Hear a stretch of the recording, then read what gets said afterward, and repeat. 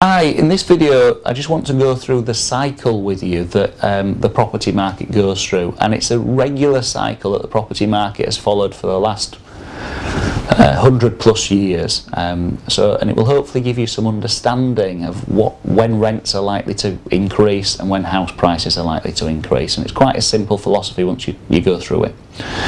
Basically what happens is in the current market where we are at the moment, people aren't buying houses. Okay, it's more difficult to get mortgages. People are a bit worried about their house prices.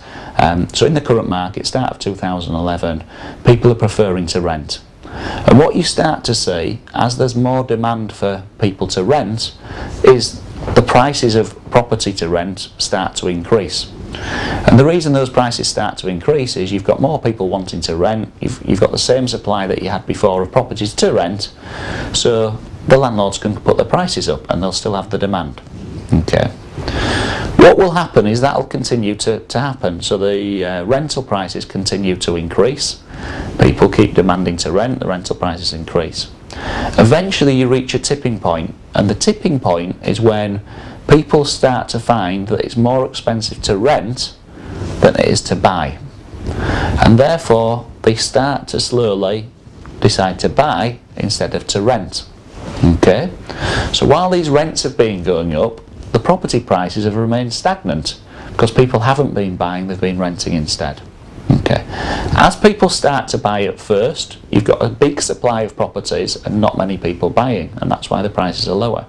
But as people start to buy, the property market starts to get stimulated again, and as more people come across to buy, the house prices start to increase again. Okay. Because more people are coming across to buy, rentals stagnate a little bit, so they don't grow quite as quickly, and the property market starts to increase. Okay. As more and more people come across and more people start to buy, property market picks up and picks up. Okay, people hear the good news, hear the market's going up, more people want to buy, less people want to rent, the market continues to pick up. Okay. That continues for a few years, and then you'll reach a tipping point again, because your house prices are coming up, but your rents aren't. Okay, so you reach a tipping point again where it becomes more expensive to buy a house than it does to rent a house. Now these haven't gone down, the rents, in the meantime, they've continued to increase, but just not at such a big rate. At that tipping point, the pendulum swings back again, and people say, hang on a minute, it's more expensive to buy than it is to rent. So people start to rent again, and slowly the pendulum changes, so you get a slow change, and then people start to swing across, and the house prices stay stagnant, and the rents go up again. And this pendulum just operates in that exact way, and it's all about supply and demand. Okay, so with that in mind, we know that there will be a tipping point. We know that as more and more people look to rent, and if you look at and research, if you want a feel of when the housing market is going to go up, if you look for when rents are starting to go crazy, and when the news that you hear, or you speak to letting agents and they say, God, I've got nothing on my books, it's all getting rented quickly, and guess what, we're starting to hear those things in 2011. When you start to hear that news, you know that you're on the verge of the housing market starting to get stimulated again.